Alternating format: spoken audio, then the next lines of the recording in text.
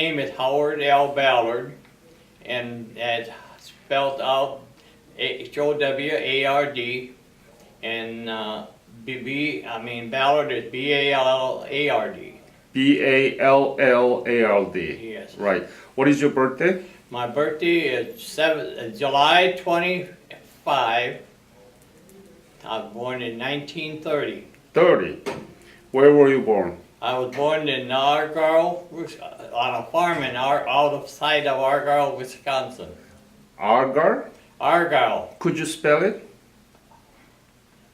A. A-R. G. G-L-E. Okay. Argyle, Wisconsin. Wisconsin. A farm. I was born there. Yeah. And tell me about your family when you were growing up. Oh, my family? Uh-huh. Well, I had, there were 7 of us boys. Oh, 7 of you? Yeah. Oh my goodness. 7 boys and 3 girls. 10. Yes. You got 10 siblings, They, including yourself. yeah. No, I'm in with the 7 boys. Wow. But I'm the only one living now. Wow. All my brothers and sisters are passed away now. So, did your parents work on the farm? Yes. You have your own farm. Yeah. What kind? Dairy farm. Dairy. So you have a lot of cow? No, not a lot of cows. We had a lot of chickens though. Mm-hmm. And we had, we only had 2 cows. Well, we milked those cows, and my mom churned the butter from those cows, and we always raised a small calf and from one of the cows and butchered it in the fall, so we had some meat. But she raised all of her vegetables and stuff at home. So you didn't have any problem during the Great Depression era, right? Well, You didn't have a shortage of food. we didn't have a shortage of some things, but the things that they gave us, it wasn't very good. My mom would used to make me a shirt over so I could go to school in the morning. Oh, she made by herself. Well, the shirts were all one fits all. One size. One size fits all. Yeah, one Oh size my- fits all. Wow. Same with the pants. The pants were all made over, so that we could, had to cut them down and stitch them up so they would fit us. It was difficult time, isn't it? Pardon? It was a very difficult time. It was a difficult time. Yeah, so compared to these days. Oh, it's- yeah. Yeah. Yeah. What school did you go? I went to a one-room schoolhouse in a Loyalty School. How many students there? 25. And all different grade, Oh, right? every grade. Oh. Yeah, every grade. I was the smartest boy in my class, Wow. but I was the only one. Yeah. You are the smartest, but you are the only one. Yeah. I like that joke, huh? Uh-huh. I like that joke. Yeah. So, Yeah. how is it to be in the one room with so many different grades and learning? How do they teach all those Well, different? I'll tell you what, there was even mice in that room. The mice one time ran up my pants leg, and he jumped out the collar of my shirt. You're not joking. No, I'm not joking at all. You sure? Yeah, I'm sure. That's the honest truth. And then I was only in the 2nd grade, and the guy behind me was a 7th or 8th grader, and he stepped on that mouse and killed Oh it. my goodness. And I went to I always go up to Blanchardville, Wisconsin to homecoming.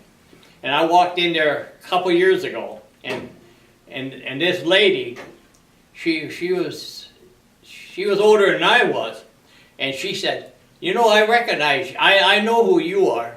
I said, how do you know me? She said, hey, you're the guy that mouse ran up your pants leg. And that's how she remembered me. So, when did you graduate high school? I didn't graduate high school. You didn't graduate? I started, and then my dad died, and my mom didn't have no money, so she told us we had to go out and work. Uh-huh. So I did go out and work. What did you work? My oldest brother he was a foreman on the Bell telephone line, and he kept those clean. So he asked me one day if I could climb a tree, and I said, "You bet I can climb a tree." So I worked for him with, me and my older brother did, so we could get money, so mom could have money. How much did you make at the time? Well, it was less than $1. I remember that, but Less than $1 per day? well, you asking me for per day? Yeah. Well, I really can't remember. How about month? How did you make the money? I don't remember that either. See, Roughly, like how much? 10? Well, let's see. I really can't remember. See, I'm a disabled veteran. But anyway, don't worry about it. So when did you join the military? When I was 17. Which is No, 47? 1947. 1947, you joined the army? Yeah, Did you volunteer? yeah, Yeah. I did. And where did you get the basic? Basic training in Fort Knox, Kentucky. Fort Knox, Kentucky. Yeah. And what was your MOS? Rifleman? Rifleman my MOS was 531, 521. Mm-hmm. That's the infantry basic. It's that 3rd Armored Division is in Fort Knox, Kentucky. Yep. And I took basic right there. So what did you actually, when did you leave for Korea? Right after basic. And we had 13 weeks basics. Then I went to Korea, I landed in Korea in 1948. Oh, so you were there before the war. I was there before the war and with the war. So in 1948, where did you go straight to Korea or did you stop by in Japan? No, I went straight to Korea, and I was stationed in Seoul, Korea. Seoul. So in 1948, where did you leave from? Where did you depart from? San Francisco. How many How many? soldiers in the ship? Oh, I don't know. There's a couple 3,000. And what was your unit, division? Well, they didn't have a unit until I got to Korea. What was it? I was with the 57th Field Artillery Battalion. 57. Field Artillery Battalion. And they were attached to the 7th Division. Mm-hmm. Yeah. So you were, tell me about the Korea you saw in 1948. Where did you arrive in Busan? Yes. Oh, yes. We took a troop train to Seoul. So tell me about the Korea that you saw, remember. Tell me, describe detail. People, house, buildings, street, anything that you can describe. No highway hardly at all. They were no blacktop highways, and they didn't have a sewer system in there either. And we were everything was off limits except the main road all the way up to our PX. That was where we got our food, and they didn't want us to go in any restaurants because they didn't, for certain reasons, I don't know why, but they didn't tell us. They were all off limits to it. So there are no sewer systems, so that smell bad. You know what a honey wagon is? Yeah. Well, they had a lot of those. Explain it.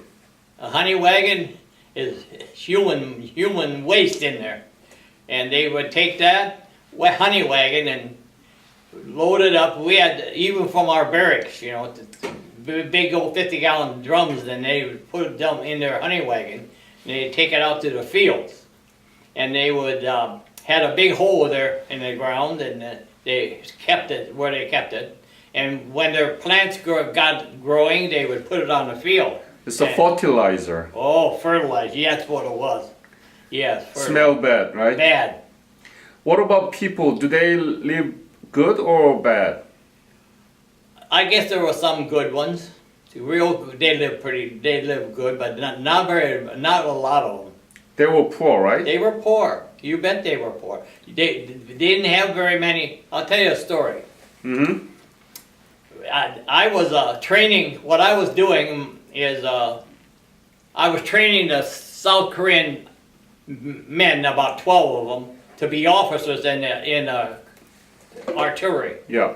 And I was teaching them how to send down fire commands to the FDC Center, Fire Direction Center. Yeah. And they were going to become officers. Okay? So,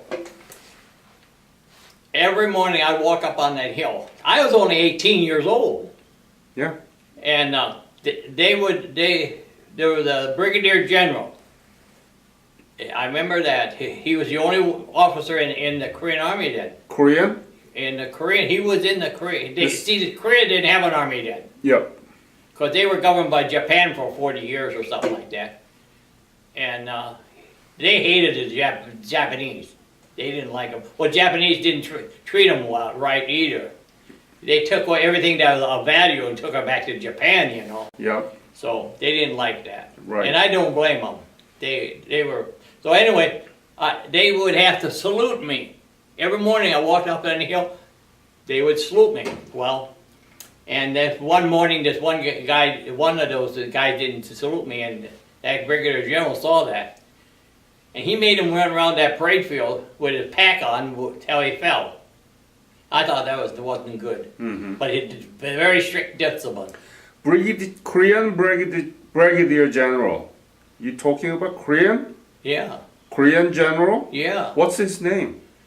I don't know, but I got a big plaque at home, a piece of paper with his name on it that they gave me after I got done training them. Sonyeon Beck? Beck. Last name Beck. That sounds familiar. Yeah. Anyway, so the Korea was miserable at the time. And what happened? Where did you stay? I stayed in the barracks. In Seoul. Yeah. We had a barracks there. And what did you do there?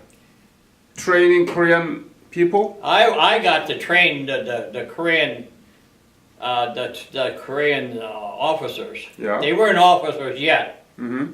but and then I took them out to the firing range and learned them how to direct fire. Mm-hmm. You know, so they knew how to direct fire with an 105 howitzer. Right. Yeah, that's what I did. I didn't have to stand in inspections. I could go to the mess hall when I wanted to, and that was pretty. I thought that was pretty nice. How much were you paid at the time? Well, when I went into service, it was $75 a month.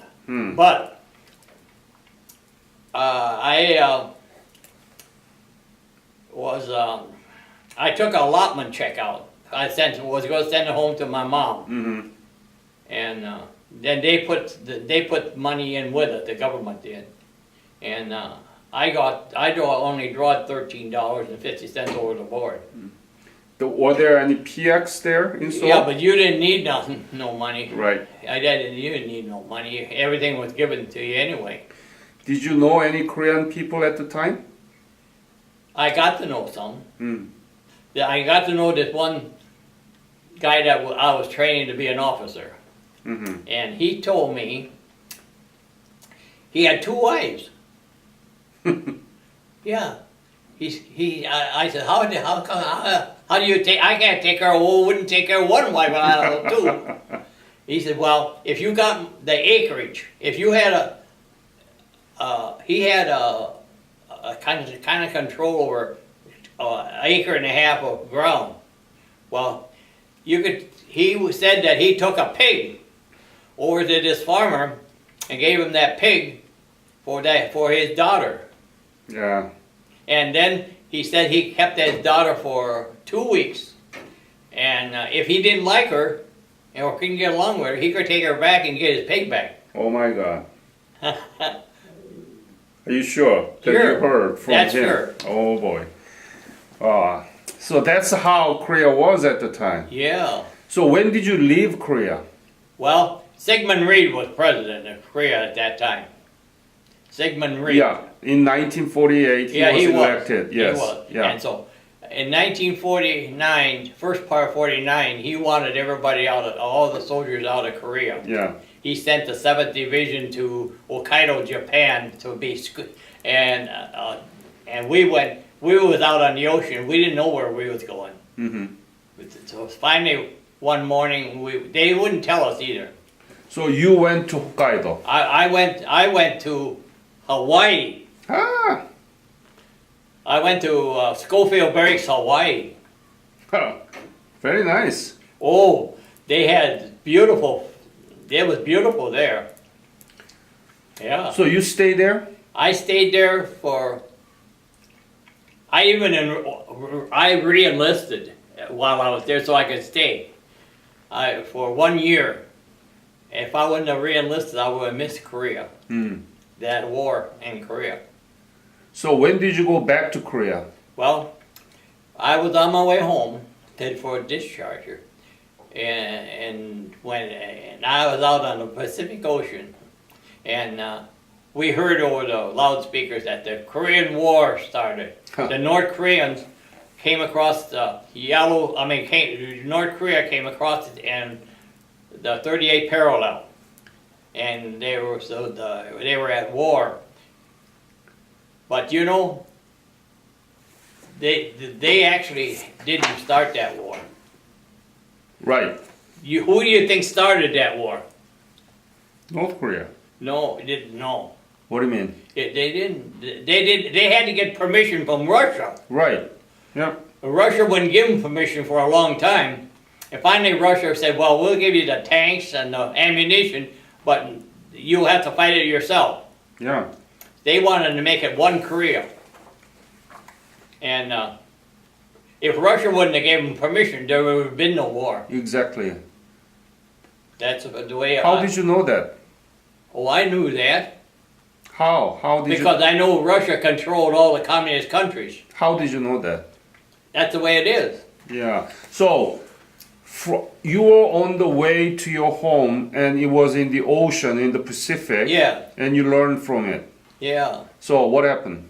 So I went all the way to San Francisco. And? And the Fort Replacement Depot, there they were going to reassign me. And they said, when I walked into there, they asked me my name and my serial number and what my MOS was. I said, my MOS is 521. Mm-hmm. And they said, oh, we got a place for you. I said, you have, huh? Yeah, I don't want to go back to Korea, I said. But then they said, that's where you're headed. So, the 2nd Infantry Division, it was in Washington, Seattle, Washington. Uh-huh. And they were training to go back to go to Korea. You mean Seattle, Washington? Yeah. Yeah. Seattle, Washington. They were training to go back to Korea. So, I walked into the headquarters, put down my bag, and that captain looked at me and said, how long have you been in the service, soldier? And I said, 3 years. Mm-hmm. So he said, I got a job for you. He said, you take over the 2nd platoon. He said, put your stripes on. He made me a corporal, and so I had to have them on by morning. So I went back to my barracks and started sewing my corporal stripes on. And I took over the 2nd platoon. They were all young kids. I was the old man in the bunch, and I was 20. So you relocated to 2nd Division, and you become like a leader there. Yeah. Yeah. Yeah. So when did you leave for Korea from there? Well, we trained for about 3 months. Okay. And combat training, how to knock people down with your butts of your rifle and how to survive. So then we landed and we went back on, our whole division went, the whole 2nd Infantry Division. Right. And we landed at Pusan. It was a Pusan perimeter, they called it. Yep. And we landed there around the 1st or 2nd of August of 1950. I'm sorry? 1950. So 2nd or 3rd of August. Of August of 1950. Yep. And the North Koreans were only about 35 miles from Busan at that time. And so we came in at night. And I don't think they knew that we were a whole division coming in there. They didn't know that. But what happened the next morning when it got light, they dropped the 82nd Airborne in behind these North Koreans. So they were trapped between the 2nd Division and the 82nd Airborne. So they couldn't go either way, and there was a slaughter for 3 days. Our infantry just slaughtered. You were there. Yeah. You fought there. Yeah. How was it? Come on, I mean, were you scared to death or what happened? Scared to death? I guess I did. I was. Everybody was scared. Kids, we were all kids. And I was Pop, 20 years old. So we were scared. But that's what we had to do. I was in charge of the mortar platoon. You saw many people dying there. Oh yeah. Being killed right away. Yeah. How did you feel about it? I was scared. I know that the North Koreans didn't pick up their dead. Did you talk to yourself that why am I here? Yeah, I said that a few times, but I said like, our government sent it here, and I was gonna fight. You know. How many people did you see just being killed there? So many, countless, or 1,000. You know what the North Koreans did when they came into a village in South Korea? They killed everybody they could, and then they dragged them up on a hill and left them on a hill. That was terrible. I know. You went through all this. I sure did. And you have to grow up in a hurry. Yeah. Yeah, I couldn't talk about this 20 years ago, but I've talked a couple of times at the Rock Valley College, and I'm getting better at it. Do you have a PTSD? What? PTSD? I had it when I first come back. Yeah, I did. You still have a flash, those? It's not no more. I don't. I dream sometimes on it, but it ain't that bad. So, yeah. How did you think that you survived that brutal war? How did I survive it? Yeah, how did you think that you survived that? Well, actually, I shouldn't have been sent back to the front lines. I was hit by a landmine. When? 1951. I got hit by a landmine. Where were you? So after Busan, where did you go? All the way to Yellow River.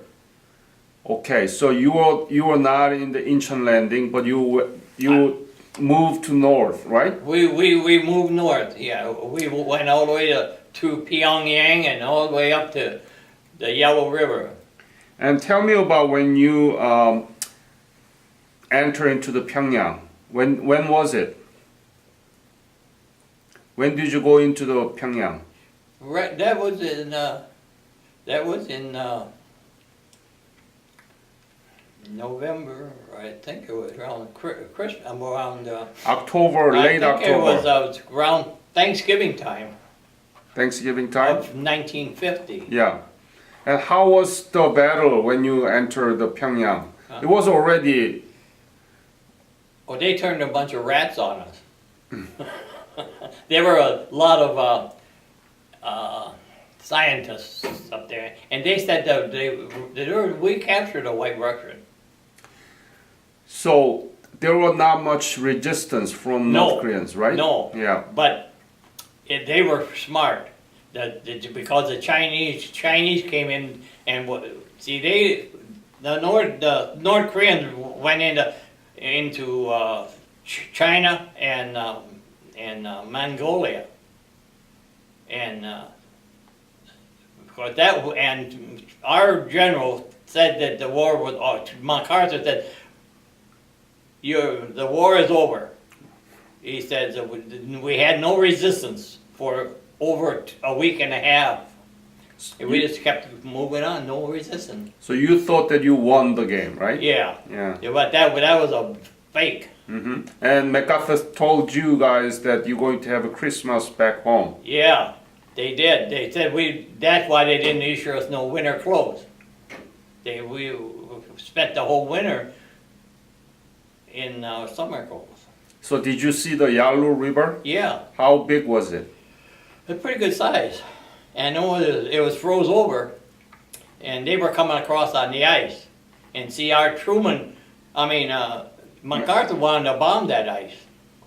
And Truman said, you can't bomb that ice, the Chinese will come right into the war. Well, the Chinese was already there. Already there. They were smart, those Chinese. They set up OPs all over that, observation posts. Did you see them actually in your eye? Well, we had The captured Chinese? some of them. Did you? Yeah.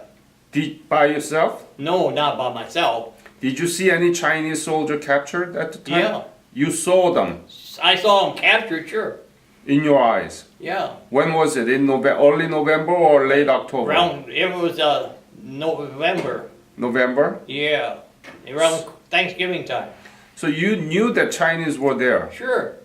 but the MacArthur didn't really. They said they weren't there. Yeah. And he told Truman that too. Yeah. And Truman didn't want the war. He didn't want them in the war. So, but they were smart. They used to set up OP posts all over North Korea. So what happened? I mean, when did you see the Chinese encounter you? When did I see the Chinese what? Encounter. I mean, when did they begin to attack you guys? Oh, Tell me about that story. I had a platoon, and I had some rock soldiers in it because we weren't fully equipped. Yep. I have 4 rock soldiers in my platoon, in my squad, a 9-man squad, and I had 4 rock soldiers in it. And it was Thanksgiving evening, I think it was Thanksgiving. But anyway, we were on a hill. Our platoon was on this hill, and we started getting incoming artillery. But it wasn't coming from the enemy side, it was coming from our own side. And I said to myself, why are they firing on top of us? Phosphorus, white phosphorus. And you know what white phosphorus does? You ever see white phosphorus? It'll hit you here, and it'll come out down here. The only way you can cut it off is cut the oxygen off of them. That's the only way. And they were firing on us with white phosphorus shell. Okay, so it was getting dark, and you could hear these bugles being blown. You could hear them. And these rock soldiers, they told us that no North Koreans. I said, well, who do you think they are? He said, Chinese. And I turned around and they ran away from us. Because they were young guys too, you know. And the only way you could have stopped them, I shot them. But I wouldn't do that. Wouldn't have done that. So anyway, that night, I sent 2 guys down. This lack of communications was a very problem over there. Because we had UN forces. Australian and British and us and a lot of them was and they didn't communicate very. They didn't even communicate with their own platoons because we shouldn't have been on that hill. And so I sent my coordinates back to the company, and they said we was in enemy territory. That's why they were firing on us. Yeah. It shouldn't have been put on that hill at all. So I sent 2 guys down the hill to tell the 1st platoon that we were up there. And they opened up on us with a 50 caliber machine gun. And shot one of my guys right in the leg. So I told my guys, I said, we have to get out of here. We have to get out of here. And so I laid the guy in a ditch and covered him with leaves and covered him with little branches. And yeah, I put a tourniquet on him and told him every once in a while loosen it and then tighten it back up again. So I said, we'll be back and get you in the morning. I'll promise you that. I said, if you can make it through the night, we'll be back and get you. So I walked the guys all night. And just as getting daylight, we came to his Baker company, or Charlie company, well, I'm not sure. Anyway, I told him the story, and then we counterattacked that hill, and we found my guy, and he was alive. He was still doing what we told him to do, loosening and tightening his. But it was so cold that night that his leg, the blood clot, it clotted. So he didn't bleed much. So that was good for that. So from there, where did you go? You withdrew, right? Huh? You withdrew from there. We withdraw, and we were headed for the Yellow River. See, the roads were very narrow over there at that time, and two cars couldn't pass each other on the road. You said that you were about from the Yellow River, and then you withdraw, right? No, not well. I said we went to the river. We were at the Yellow River when the Chinese were coming across on the ice. Mm-hmm. Yes, I was there. And then from there, where did you go? Well, our Colonel Daly, I remember that Colonel Daly came down the road and he says we had to get out the best way we could. Right. Well, we had 2,000 or 3,000 guys there. We could have put up a heck of a fight. We were backed up against a mountain there. But I called my guys together and I told them, I said, what do you want to do? Get killed here or get... They had a machine gun nest set up down below so we couldn't get out. They were smart. They let us go in, and we had to go out the same way. So they had a big machine gun nest set up there. And it wouldn't have been for the good Lord, we all would have been dead. Because I told the guys it was better to try to run that machine gun nest than it was to stay where it was at. And you might not believe this, but every time I tell it, that they shake their head. We went down through there with our 3/4 ton truck, and our ammunition was in a trailer behind us, and that's where we were with. So we went through that. Oh, it's all done? No, keep talking. Oh, but what we did, we drove down that way, and there was not one shot fired at us. We walked right through that machine gun nest, and not one shot fired at us. And we went 40 miles that night. And to where? Well, wherever that road took us, I don't know where I really don't know where we stopped. We stopped and had a nap. So some of us napped and some of us didn't. But so you came down to Seoul again, right? Well, we was heading down toward that way. We didn't make it that. So where did you go? We could only go so far, and they made us stop. They had MPs there stopping us after we went about 70 miles. Mm-hmm. They stopped us and put us in a big field. They wouldn't let us go no farther. Yeah. So when did you leave Korea? I left Korea in 50.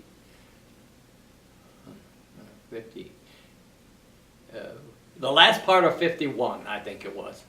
Now that's, I think, I'm pretty sure that's what it was. So, where were you then? Where were you relocated after you withdrew from North Korea?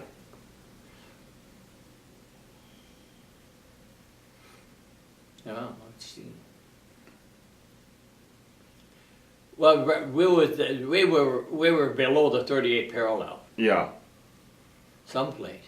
Suwon? What, Suwon? Yeah. That sounds familiar. Mm-hmm. But I don't know, you're driving, I didn't know the names of the Yeah. towns. So what did you do there? It was Chinese all the time that as your enemy you had to fight against them? What did you do after that? Well, after Cooneree, You were in the Gunuri huh? battle? Yeah, Yeah. but, yeah. See, what happened is that I had broken my dog tags. You know what dog tags are? Yeah. And I couldn't wear them around my neck no more, or they fall off. So I carried them in my pocket. And when I carried them in my pocket, one day a lieutenant saw me without no dog tags around my neck, and he busted me. Mm-hmm. So I wasn't in charge with my men no more. And so I volunteered to be a forward observer. That's directing fire for the mortars. Mm-hmm. And that's when I stepped on a landmine. Oh. Where was it? I don't know. Had been on the offense for 2 weeks, and I was getting relieved. So the captain told us that field down below us was all mine. He said, go way around that field to get out of here. So he said, I need some litter bearers up here. Mm-hmm. He said, we had 8 or 10 people who were wounded. And so I took an infantry guy down with me, and my radio operator, and me. And my radio operator must have stepped right over it. He was ahead of us. And the infantry guy stepped on it, and I was right behind him, and I got it blowed away like a Superman. Oh. You know, and I was paralyzed for a long time. I couldn't move or nothing. That concussion will kill you right like that. Concussion. That must have been a concussion mind or something under there. So you didn't step on the mine, but somebody else did, Yeah, and yeah. then that I got all the concussion. brought you down. Okay. He blew a hole like that in his rear end. Oh boy. Were you wounded? Who, me wounded? Yeah. I was wounded, but not with like a bullet or anything. Right. You know. I was paralyzed, and they flew me down to a hospital Where? someplace. In Korea or Japan?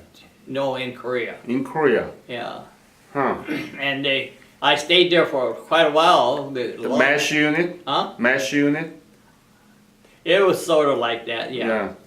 You see, Meg. Yeah. And then what happened?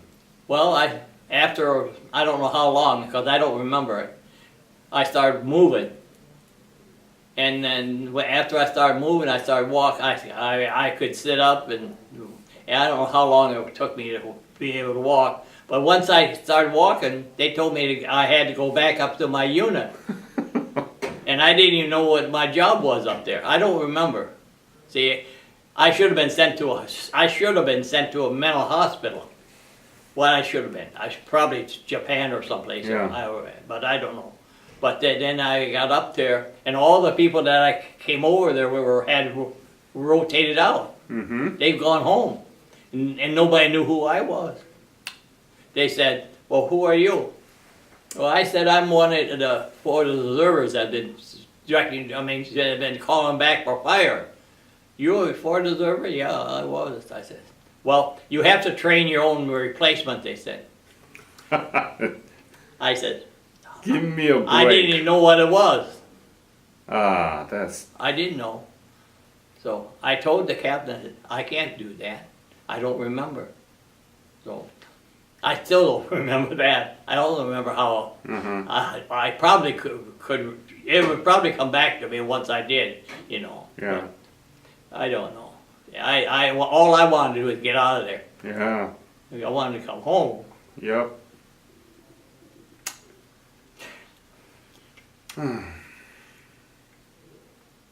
Yeah. And I was able to. I had enough points to come home long before that. And I volunteered. I went home shortly after that. Well, I tell you, I just couldn't get. So, have you been back to Korea since then? No, No? no. But I seen it. I seen pictures of it on TV, Yeah. and it's nothing like when I was there. I mean, you know now Korean economy and democracy is very prospering, Yes, it is. strongest nation. Yes, What do you think about those things? I think it's wonderful. Can you believe that the country you fought for 70 years ago, completely destroyed, you saw many people being killed, you were in those situations, and now that country is not anymore. What do you think about this? Well, what do you mean that country ain't? The Korea is now is a very Yeah, the Korean ambassador came to one of our meetings one time and gave us all a cell phone. So what do you think about this whole thing that Korea become now 11th largest economy in the world? Yeah. What do you think about whole thing? Well, I think that's good for and wonderful for the Korean people to have that. You know, it's something they would not have had. You are a big part of that. Your service there and your sacrifice, without it, there's no Korea like that. Do you understand, right? Yeah. Yeah, you are a big part of this whole transformation that nobody really expect to be happening there. Well, your Korean ambassador told us they would be a communist country now. Yeah, if you They wouldn't have the economy that they got now. You know. right. So you should be proud of yourself. Yeah, I suppose I should be, and I'm proud of what I did for our government. You know, I did, but Is it too hard? Is it too much to deal with? well, Your memories? Or yeah, it's bringing back a lot of memory, but I have to deal with it. Mhm. I know. I have to deal with it. But that's why we are doing this, because you really didn't talk about this, and not many people know about your story, and we don't teach in the classroom about this. I told that story at Rock Valley College one time. Uh-huh. Yeah, and it's a situation where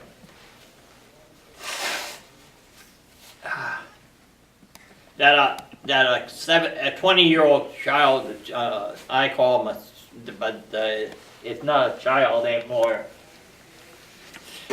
But you grow up in a hurry, and you do what the commanders tell you to do. Yeah. So, That's why we are doing this interview, and this interview, the students and teachers will be able to use it and listen from you, and they will learn from you. Okay? That's why we are doing this. yeah. Oh, I see. Have you been back to Korea? No. No. Do you want to go? Oh. Do you want to see that completely transformed country? Well, I've never. I seen them. They even got superhighway there. Yeah. But I couldn't imagine that. It's not just about the superhighway. We have more than 20 bridges over the Han River. You do. And it's all skyrocketing buildings, and we have the 11th largest economy in the world. I know it. I think you have to see them. Don't you want to go back? I ain't got nobody to go back with. You can go by yourself. I I mean, don't- your friend, Gebhard, he wants to go. Well, I wouldn't mind going if, yeah. Korean government pays for everything, and except half of the airfare. So if you have, if you just pay half of the airfare and everything will be taken care of by the Korean government. Yeah, Do you want to go? I can arrange that. you can. Yeah. But I wouldn't mind going.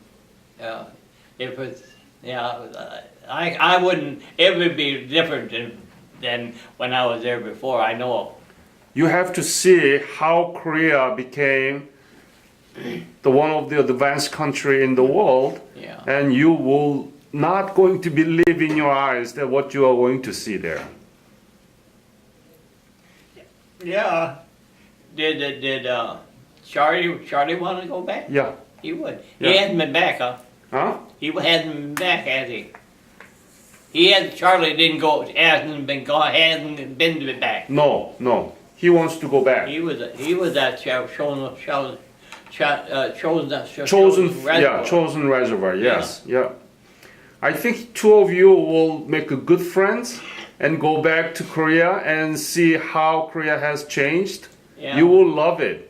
Yeah, I probably will. Yeah. Yeah. So I will recommend your name to Korean government so that they can contact you. Okay? I got a certificate of awards from the Korean government, signed by that Yes. that Brigadier General, Yeah. and I'm happy about that. Howard, I am so sorry that you had to go through this very painful memories again while you're telling me about this. But I think it's a good healing process. You Well- talk to me and you let it out and you get over with it. Well, you have to, they told me I had to get it out of my system. Yeah. And can you imagine 60 years, over 60 years now. Yeah. But You need to get it over with it, but in order to do that, you need to talk about it. Otherwise, it's not going to coming out of you, right? well, it's better now than what I used to be, because I never used to be able to even talk about half of what I just talked to you about. No, so it's getting better. Yeah. I hope that you feel better. I probably won't never live to be 100% because I'm 68 years old, 67 now. No. You 87. you wish you want to be 67, right? I've been taken for 68, Right. but I'm going to be 67 in July now. 87. 87. Yeah. I keep saying 60. You look like a 67. Yeah. You look like 67. Yeah.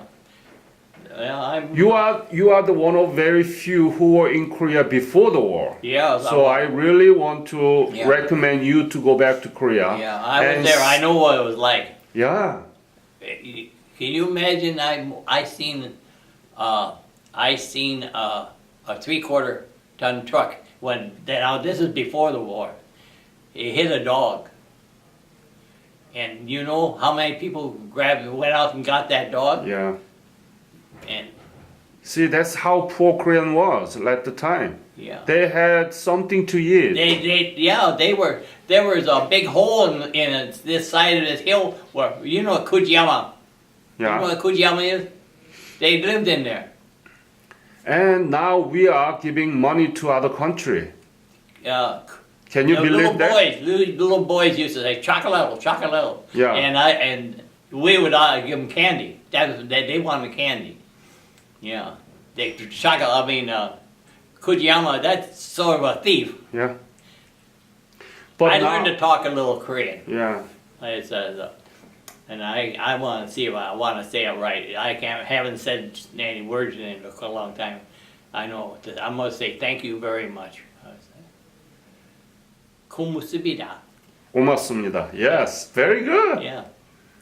I used to have to talk it because I was trying to learn them South Koreans to understand what I was saying, and I learned a little of their language. Yeah. So, Howard, it is my great honor and pleasure to meet you, be able to talk with you about your very hard services. I mean, the difficult situations that you had to deal in Yeah. Korea. And I want to thank you for I want to thank you for sharing that story with me. And students and teachers will listen to you in the internet because it's going to be uploaded to the internet. We're not going to forget what you did for Korean people, and that's why we are doing this. And on behalf of Korean Nation, I want to thank you. Thank you for your fight. And I really, really want you to go back to Korea and see what's been done based on your fight for us, based on your sacrifice and honorable service. So I want to thank you. Yeah. And remember, Korean people never forget, okay? Yeah. So that's why Korean government running this revisit program. I'm afraid I'm afraid now that North Korea is so wild that they're going to try it again. Yeah. I think so. But we have a strong military there with the U.S. Army there. Yeah. 2nd Division still there. I was in there. Yeah.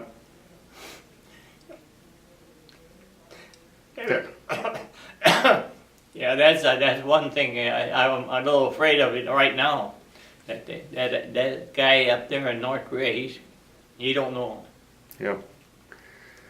All right. Thank you. Yeah, thank you.